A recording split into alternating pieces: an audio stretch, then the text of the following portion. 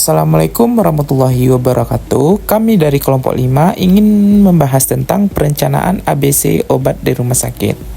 Dengan beranggotakan 4 orang, saya sendiri Icen dan Inayatul Hasanah, yang ketiga Givani Ayunda, yang keempat Intan Rafli. Kepada Icen dipersilakan. Baik, saya Icen akan membacakan materi yang pertama tentang analisis perencanaan persediaan obat dengan metode ABC di rumah sakit. Latar belakang masalah, manajemen persediaan logistik memegang peranan krusial dalam operasional rumah sakit. Hal ini merupakan aspek penting dalam sistem logistik rumah sakit karena berkaitan langsung dengan ketersediaan obat dan bahan medis yang vital bagi pelayanan pasien. Efektivitas dalam pengelolaan persediaan secara mempengaruhi mutu layanan yang diberikan dan efisiensi biaya operasional rumah sakit. Next. Metode penelitian langkah-langkah analisis ABC. Proses pengumpulan data, perhitungan data. 1. Mengumpulkan data, pemakaian dan harga obat dalam suatu periode, misalnya 1 tahun. Yang kedua, menghitung nilai pemakaian ataupun omset masing-masing obat. Jumlah pemakaian dikali times harga satuan. Yang ketiga, mengurutkan obat berdasarkan nilai pemakaian dari yang terbesar dan terkecil. Yang keempat, menghitung persentase kontribusi setiap obat terhadap total nilai pemakaian dan menentukan persentase kumulatif. Kriteria klarifikasi obat. Kelas A kecil dari 70% kumulatif. Kelas B 71% sampai 90% kumulatif. Kemudian kelas C 91% sampai 100% kumulatif. Baiklah, saya Givani Ayundarianti akan melanjutkan presentasi dari Icen. Hasil analisis awal atau omset dan urutan prioritas.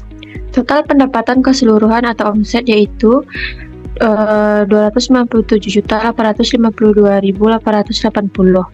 Urutan obat berdasarkan omset top 5 yaitu yang pertama Megabal 500, 103.500.000, Bisoprol HJ 42.240.000, Ambroxol 30 mg tablet 34.445.000, Aptor 34.200.000, dan glukosamin 250 33.600.000. Selanjutnya, klasifikasi kelas A, prioritas utama. Kriteria kelas A yaitu presentase kumulatif omset mencapai kecil dari 70%.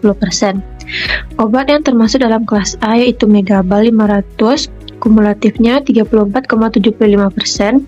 Yang kedua, Bisoprolol HJ, kumulatifnya 48,93%. Dan yang ketiga, Ambroxol 30 mg tablet, kumulatifnya 60,49%. Kontribusi kelompok kelas A memiliki kontribusi terbesar terhadap total nilai pemakaian, yakni mencapai sekitar 60% dari total nilai persediaan.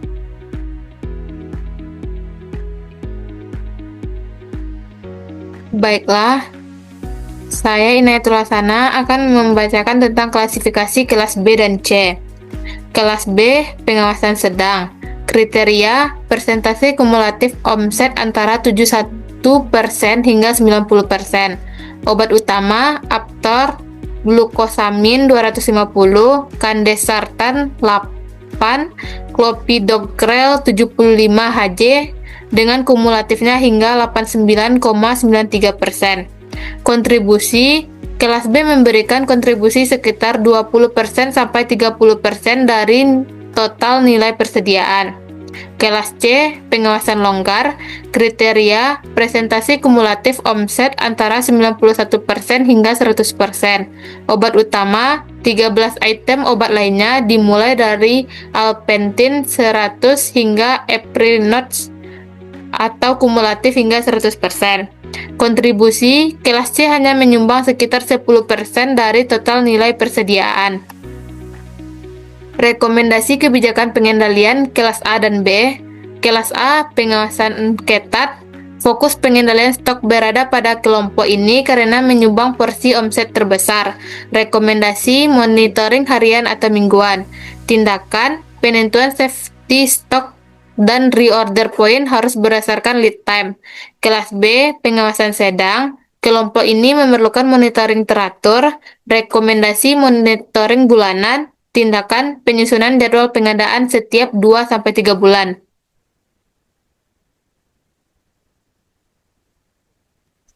Baiklah, saya Intan Rafli akan melanjutkan materi tersebut.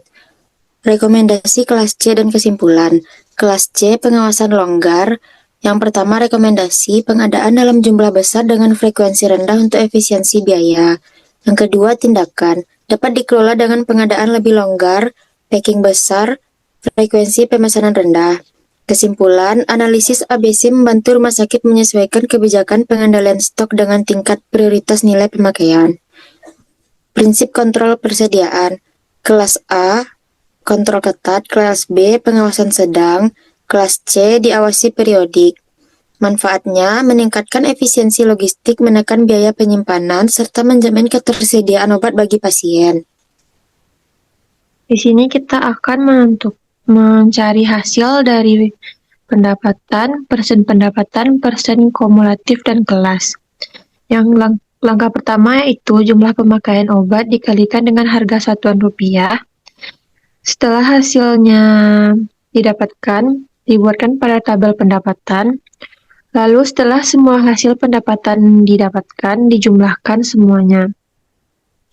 Setelah total hasil pendapatan didapatkan, pendapatan per obat, persen pendapatan dicari dengan pendapatan per obat dibagi jumlah semua pendapatan dan dikali 100%.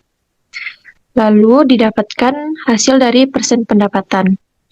Persen pendapatan diurutkan dari yang paling besar ke yang paling kecil. Setelah itu baru bisa ditentukan persen kumulatifnya.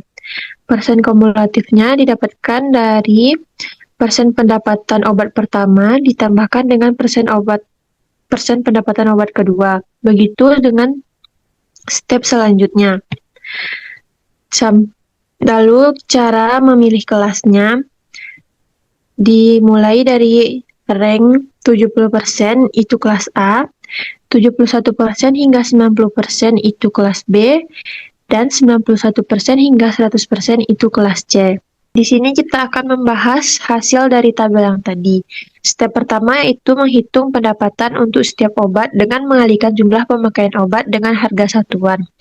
Contohnya asam folat, jumlah pemakaian obatnya 500 dikali dengan harga satuannya yaitu 5.093 dengan hasil 2.546.500. Begitupun dengan obat-obat seterusnya. Step kedua yaitu hitung total semua pendapatan lalu kita mengurutkan datanya. Rumusnya itu jumlah pendapatan setiap obat. Dari 2.546.500 ditambah dengan 248.080 hingga jumlah obat yang terakhir 888.000 dengan hasil semuanya yaitu 297.852.880. Step ketiga yaitu kita menghitung persen pendapatan dan persen kumulatif.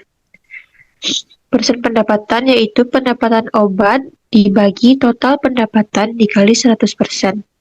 Dan persen kumulatif yaitu semua persen pendapatan obat yang telah diurutkan dijumlahkan dari 1 hingga 2. Lalu begitu seterusnya. Contohnya itu Megabal 500 dengan jumlah perkaliannya 103.500.000 dibagi dengan semua total pendapatan 297.852.880 dikali dengan 100% dengan hasil 34,75%. Contoh kedua yaitu bisoprolol HJ dengan jumlahnya 42.240.000 dibagi dengan pendapatan 297.852.880 dikali dengan 100% dengan hasilnya 14,18%.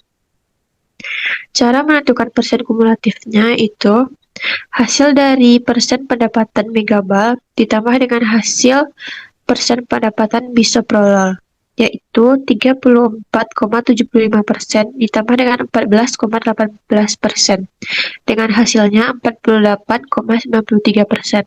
Step yang keempat, kita menentukan kelas antara A, B, atau C. Kelas A itu 70%, kelas B 71 hingga 90%, kelas C 91 hingga 100%. Kelas A yaitu megabal, bisoprolol, ambroxol, yang kumulatifnya 70%. Kelas B, aptor, glukosamin, kandesartan, clopidogrel, yang kumulatifnya 71% hingga 90%. Kelas C, semua obat-obatan selain kelas A dan kelas B dengan kumulatifnya 91% hingga 100%.